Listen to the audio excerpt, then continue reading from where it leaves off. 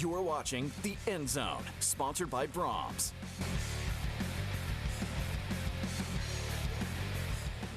Welcome to a special pregame edition of The End Zone. It is a monster night in Norman, Oklahoma, as the Oklahoma Sooners host the Michigan Wolverines for the first time ever in Norman, only the second matchup between these historic programs of all time. It's going to be an electric night all night long. I am Colby Daniels. Former Oklahoma quarterback Charles Thompson in the house tonight. We're going to break down this entire game, the OU offense, the OU defense, Michigan and what they bring to the table. It's going to be a ton of fun. We're going to touch base with Cameron Johnson in a moment. Charles, this matchup, though, is off the charts great when you think about just the tradition of college football and these brands meeting on the same field. Well, I think what's most interesting about it, Colby, is for me, it is the right timing. Everything has a time and a place. And I feel like this game fits in the timing of where Oklahoma wants to be in terms of reestablishing themselves or having the opportunity to reestablish themselves as a program to say to everyone in the country, hey, we're not too far going away. We've won championships before. We still know how to win conference championships. And although we've had some tough years, we're going to demonstrate tonight that we're still the Oklahoma Sooners. Michigan was on a long national title drought. Their last national title was 1997 before they won just a couple years ago. Oklahoma is now on a drought that goes back to the year 2000. So the Sooners are looking for some Sooner magic in Norman tonight. And maybe this is the game that kind of kickstarts another magical year. As we head out to Memorial Stadium, our own Cameron Johnson has been taking in the vibes all day. Cameron, I got to know, what is the atmosphere in Norman? And I would imagine you got to feel pretty excited just to be a part of it. Absolutely, 100%. The vibes are great. The music's going. Fans packing into the stadium now. It's a stripe out. You can start to see those colors taking place. And I tell you what, it just does not get much better than this. Two of the winningest programs in all of college football going head-to-head in prime time, no less. And if that doesn't get you fired up enough on its own, you should just hear what these fans have been like. Granted, they're a little quiet right now, but in their defense, it's probably because they've been going at it all day long. They were out loud and proud at College Game Day this morning and have been nonstop ever since. In fact, they've been showing several other games from around the country on the scoreboard behind me, one of those being Oklahoma State versus Oregon. That one, spoiler alert, not going too well, but they have made sure to let fans hear that. A lot of booing, but all that to say, a lot of hype around this matchup, but you know who's not feeding into that is the teams playing in it. Ben Arbuckle, the offensive coordinator for the Sooners, is saying, well, the game plan certainly is going to look a lot different between what they had against Illinois State and tonight against Michigan. He says the process for preparation stays the same. I'm not going to change my process at all. You know, I'm not going to change how I prepare for this game. I'm going to be true to myself, true to what I believe, and go out there and put our best foot forward against an awesome opponent who, on film, they're physical and they play hard and they're well coached.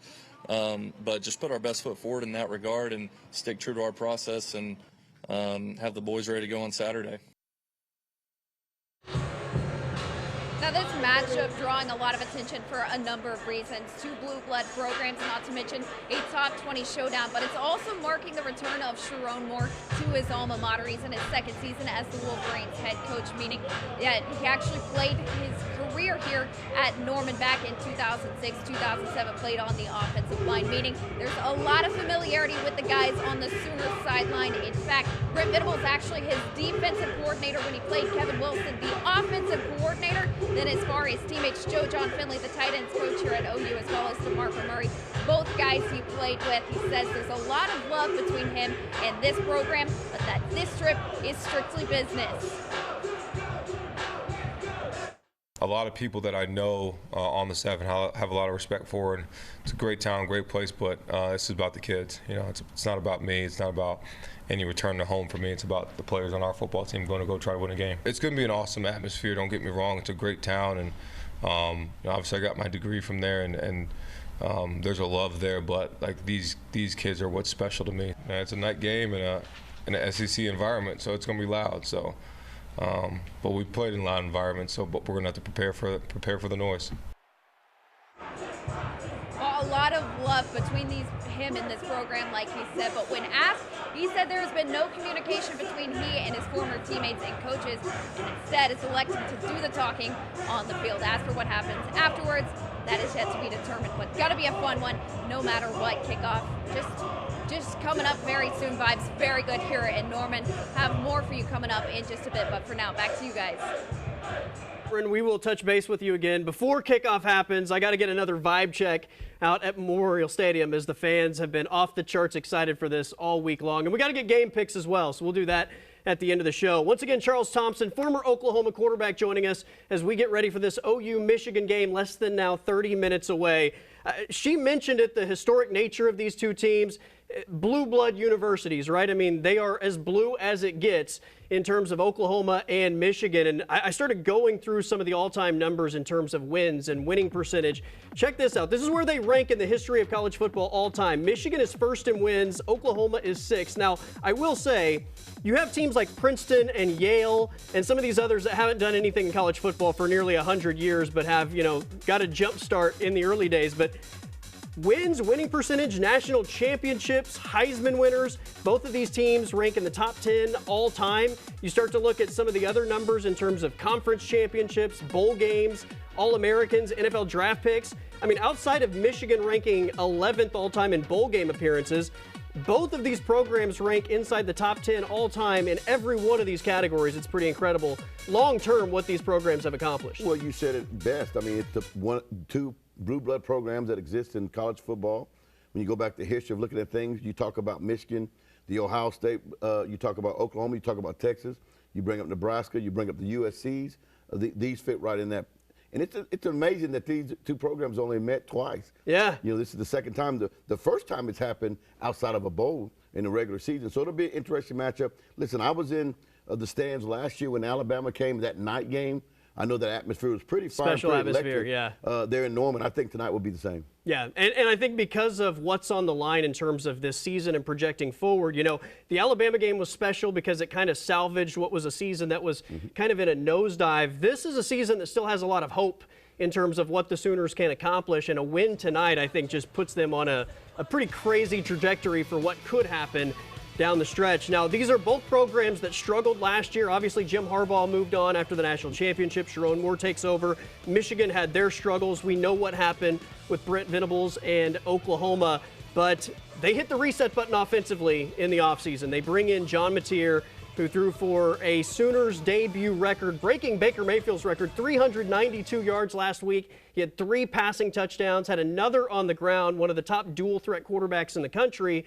This is a guy that is going to jumpstart the Oklahoma offense from what we saw a year ago. Well, I think the biggest key when you talk about a team from year to year, it's about relying on the shoulders and the smarts and the decision-making of the quarterback. Listen, I played the position. I know it very well. My sons have played the position. I think Mateer, to me, brings an element that I think people are underestimating. I think they got the Sooners kind of, to me, a little bit unranked, or should I say not unranked, but maybe they're underrating them in terms of that because of what they did last year. But I think defensively they're going to be a better football team, and I think offensively they're going to be the same as well. And I think that all goes back to John Mateer and Arbuckle and what they bring to the offense. His experience, I thought, made him a lot more decisive in the passing game than the guys last year, and that's not to say that those guys were bad. They just didn't have any experience, right? This is a guy that's played college football, so he feels more comfortable out there. Well, not only he's played college football, but he's been in one system. That's right. He's had one coach, and that coach was at Washington State, recruited him out of high school, and now that coach, and here is in Norman, Oklahoma. Which takes me to my next point. Because of that, his comfort level with the offense, he brings a certain swag that I think has sort of had an infectious type of feel to the entire offense. The biggest key in the quarterback position is first year. Obviously, you're playing on most talent. When you get in your second year, you start playing on your experience, your knowledge, your comfortability in terms of the schematics and the schemes, and you understand your offensive coordinator, what he wants to do and why he's trying to do it. And I think certainly John Mateer and Arbuckle's relationship and their continuity is certainly going to, I think, be on demonstration tonight. He's going to lead the way. He's going to need the help of the run game, though, which was not very good in the opener. Now, we're expecting that we're going to see as many as from 2 to 4 different starting offensive linemen tonight. I'm really curious to see what that group ultimately looks like and what the rotation becomes tonight, but it might be a completely different look than 1 week ago, not to mention the prized portal edition of Jade Knott, who essentially had 1 carry last week. He is as healthy as can be expected, and Brent Venables talked about reinserting him back into the offense. He's one of the more explosive players in college football. I know he's banged up last year. He was banged up in camp, but looks to be close to 100%. He's a real weapon, and I think he'll play a real factor in our season moving forward. So I'm excited about that, to have another weapon like that on our offense, and we're going to need him. He is obviously extremely explosive, but he has to have run lanes, right? I mean, it doesn't matter how explosive you are. If there's nowhere to go, you can't really capitalize on that ability, and that goes back to the offensive line. And I don't know if it's going to look drastically different in terms of production tonight, because while you might be getting some new bodies that are better, you're also going to be facing a much better defensive front. Well, yeah, so the test to me is about that. Listen, I've had up-close experience with Michigan, the Big Ten. My oldest son, Kendall's at Utah. One of his first starts was in the big house in Michigan, so I was there live and saw that personally. And then obviously last year, a couple years ago, with my son Casey being in Nebraska and seeing Michigan up close there. Listen, they are a true essence of a big team program. They're rough, tough, big, rigid up front.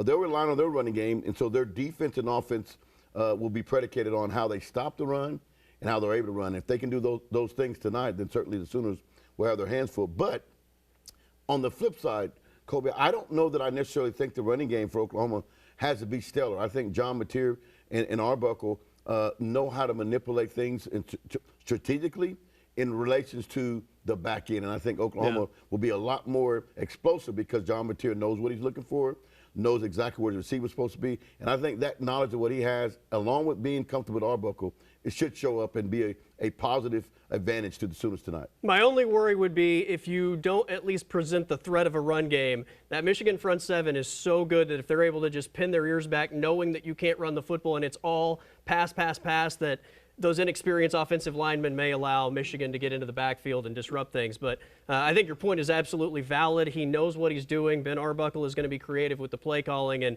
their ability to stretch the field vertically, I think, with John Mateer is going to be extremely valuable. Now, in terms of the other side of this matchup, the Oklahoma defense, I mean, they were phenomenal last year, and I thought really at times were put in bad positions by either turnovers, deep in their own side of the field, by maybe just the amount of time they were on the football field. This is a group that I think has star caliber players at all three levels. Brent Venables is now calling the plays defensively and has taken complete ownership of the defense.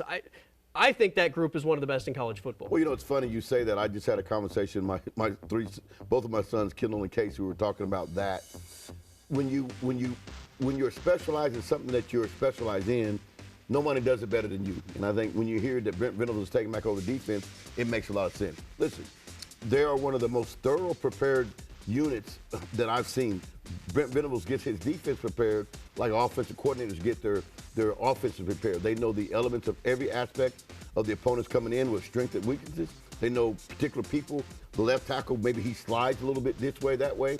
He runs them through a very rigid pregame from the standpoint of knowing exactly who your opponent's going to be. I think this defense was fairly good last year. I think it's going to be extremely good this year. And I think, like I said, tonight, I think we're going to see a lot of things demonstrated for Oklahoma to say back to the country, hey, we're still the Oklahoma Sooners. I really do. And I think they're going to do everything in their power to try and confuse the five-star true freshman Underwood from Michigan. Brent Venables talked about, I think, just the overall respect that he has for this kid who's making his second ever start and first ever road start in Norman tonight.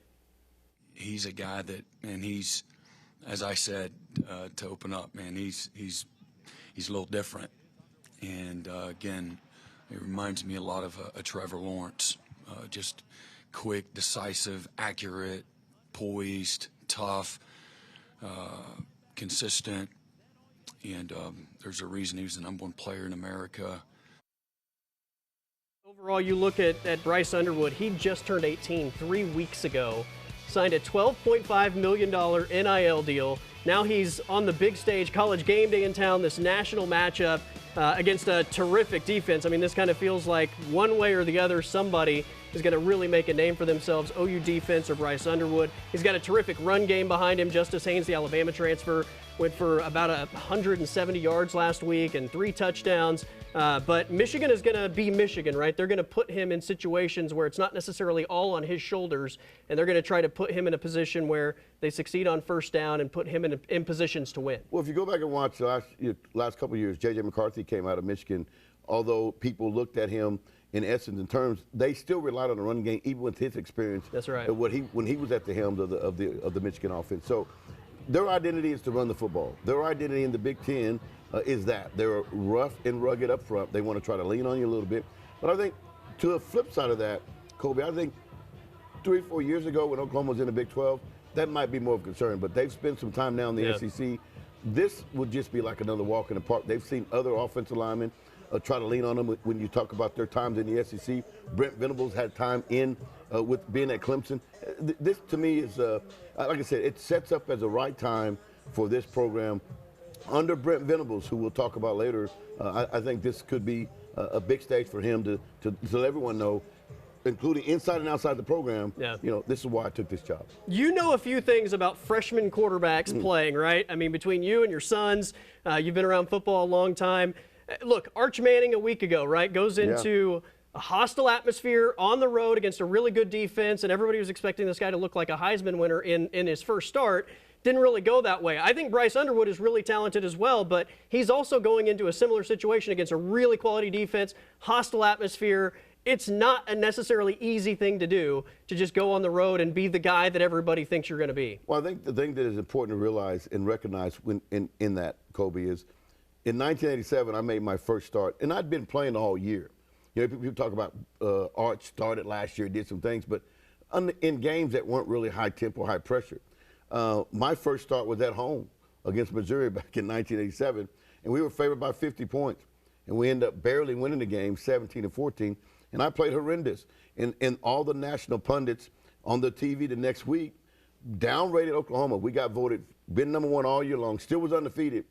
We were going to Lincoln the following week, and they decided to move us from #1 to #2, and all of it was because how I played the game. And so that was the game that led up to be the game that I remember most of my whole career, the game of the century, where I was able to go into Lincoln and do what I did. So I don't put a whole lot of strength into a performance of a freshman being on the road. Certainly going to be in a hostile environment, but doesn't mean that he doesn't have the ability to pull it off. I think this is the key factor that I think that it takes.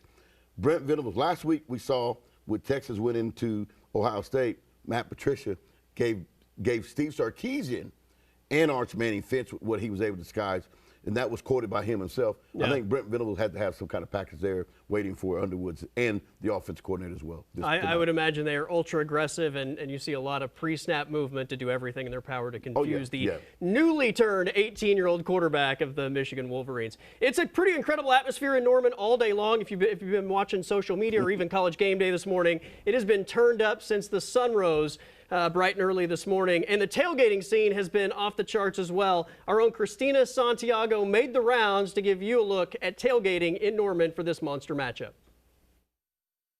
Game day in Norman isn't just about what happens on the field. Out here, the tailgating sets the tone between OU versus Michigan. And here's what fans had to say about this matchup. Yeah, Coach Venables is going to have these guys fired up, ready to beat Sharon Moore. He came from OU, so it's going to be a good one. Michigan, you know Michigan Nation's here. You can see it. I mean, we are showing up. We always support you. Go Blue. With excitement in the air, fans have been up bright and early, and even some Michigan fans traveled over 16 hours to be part of this game day. Just waking up early, 5 or 6, getting down here tailgating, watching some games. Hopefully watch the Cowboys lose. And we do a big tailgate in Ann Arbor, so it's quite nice for us to be able to come and just relax and be a part of it versus throwing the party. Some fans even hold on to traditions they believe bring their team good luck. I wear my underwear inside out every OU game. Is that like a good luck charm thing? Yes, every single time I've done it, we've won. And sometimes I forgot. Those times are the times we've lost. With the tailgate in full swing, OU fans have made their presence known. And one fan who has been cheering on the Sooners for over 40 years shared this message for the team. Man, we're pulling for you guys, whether you win or whether you lose, because we know that you're learning things here at OU that'll last you not only for this ball game, but for a lifetime. Boomer, Sooner. For Sooner Michigan fans, this is more than just football. It's a whole Saturday experience. Reporting in Norman, I'm Christina Santiago. Thank you, Christina. Unbelievable to see all those Michigan fans traveling, what did they say, 16 hours to see their team in action against this this incredible historic matchup, first time ever in a non-bowl game. OU won the 1975 Orange Bowl 14-6. A lot of people have projected this is going to be another defensive battle between these two, and we'll kind of break down our final thoughts and score predictions in a moment. We do have to give you some game highlights from earlier today because Oklahoma State was also in action in a high-profile matchup, number 6 Oregon, and unfortunately for the Cowboys, this one was all Ducks from the get-go. Second play of the game, Noah Whittington takes it to the house. That really set the tone, I thought, for the game. Oklahoma State would go 3 and out. On the very next play, Oregon hits freshman DeCorian Moore for, Oregon hits DeCorian Moore for a long touchdown. It's immediately a 2-touchdown favorite for Oregon, and ultimately they just completely run away. OSU really had very little positive things happening in this game, and I think Mike Gundy is going to feel a little heat after this one. 69-3 is the final. Well, that's, I mean, obviously it's certainly frustrating when you talk about it. You know, I asked the question of people, you know, obviously the Oklahoma State Cowboy fans, when does the pressure really begin to get heated up under Gundy's seat? And of course, you know, I don't follow OSU as much, but they say it's already heated. Yeah. There's been a lot of grumbling about this team last year. I think that, like you said, they went winless in the conference. I don't know how much further they can do that. And sometimes, you know, they're just, listen, I played against Mike Gundy in high school. Never beat him, by the way. I beat him, went undefeated versus him in Oklahoma. But in high school, he was at Midwest City. Back then, Midwest City was a powerhouse, and we never beat him.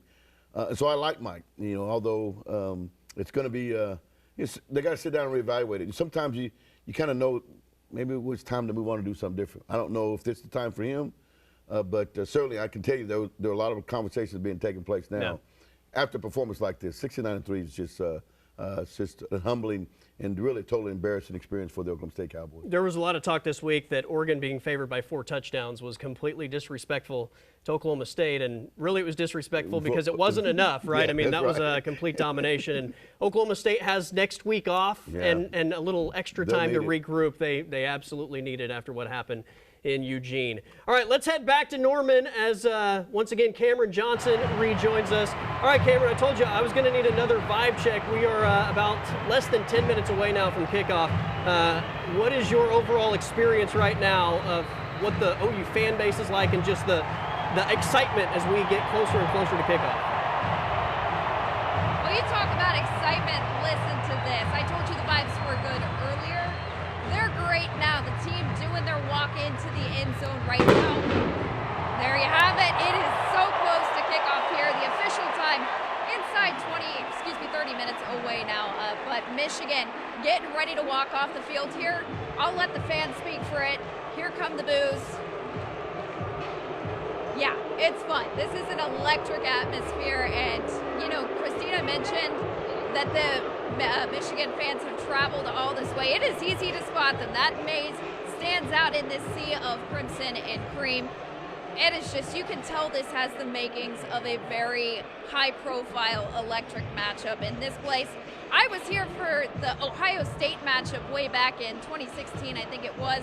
This feels very similar to that. So I'm expecting a really fun battle tonight. I think I heard you guys talking about the defense. This absolutely, in my mind, is a defensive battle. And both sides, they're going to make themselves heard tonight. Just so close to kickoff. It's going to be a great game here tonight. Yeah, it's just can't wait. Our game picks, Cameron, you have any keys to the game, anything that you think Oklahoma has to do if they're ultimately going to be successful?